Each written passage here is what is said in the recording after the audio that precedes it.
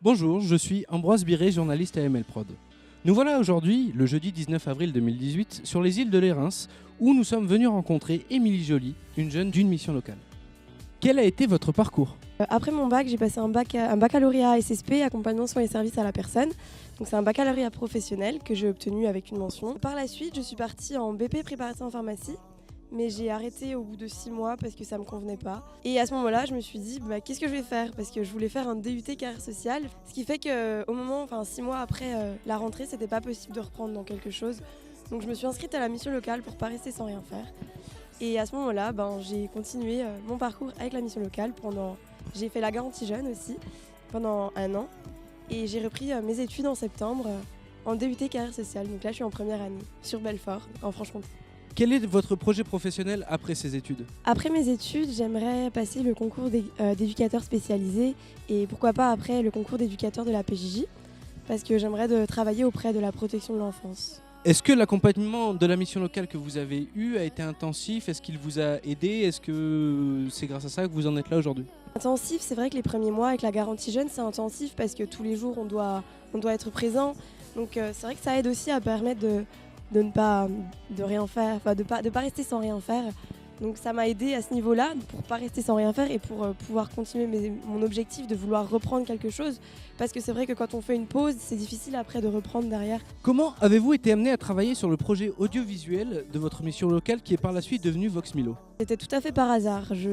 J'avais besoin de reprendre confiance en moi et ma conseillère m'a proposé cet atelier. J'y suis allée et ça m'a plu.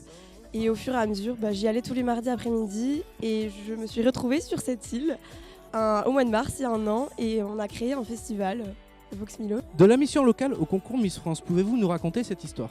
J'ai participé au concours départemental de ma région, donc à Pays de Belfort-Montbéliard. Tout à fait, par hasard, pas vraiment, parce que ça fait un petit moment que ça me travaillait et j'ai été contactée par le comité de ma région qui me proposait de participer. Et aussi par rapport à mon projet à moi, j'avais envie, pour m'aider à reprendre confiance en moi aussi. Et je dois dire que ça a pas mal marché. J'ai participé par la suite à Miss Franche-Comté et j'ai eu la chance de décrocher l'écharpe de 2e dauphine qui m'a permis j'ai vécu énormément d'aventures et je peux dire que j'ai repris pas complètement confiance en moi, mais j'ai bien avancé. Du coup, comme vous le disiez, 2e dauphine Miss Franche-Comté en 2017, est-ce que ce titre entraîne des responsabilités ? À ce niveau-là, oui, il y a des événements auxquels on est demandé et c'est vrai que c'est bien d'y aller et aussi pour nous, on va à la rencontre des gens et quand on s'engage dans le monde des Miss, c'est aussi pour s'engager auprès des gens, pas forcément pour nous, parce qu'on représente au final notre département, notre région, on représente la jeunesse française, les femmes françaises, et c'est un engagement à ce niveau-là, je dirais. Avez-vous fait une ou plusieurs rencontres marquantes ? J'ai fait une rencontre lorsque je suis venue ici, il y a 1 an, j'ai rencontré Leïla qui était à la mission locale des Pays de Lérins à ce moment-là, et encore aujourd'hui je suis en contact avec elle et quand je reviens on se voit régulièrement.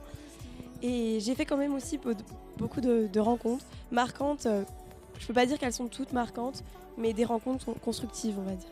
Un message pour les jeunes ? Il faut vivre ses rêves, il faut vivre sa vie et il faut profiter surtout.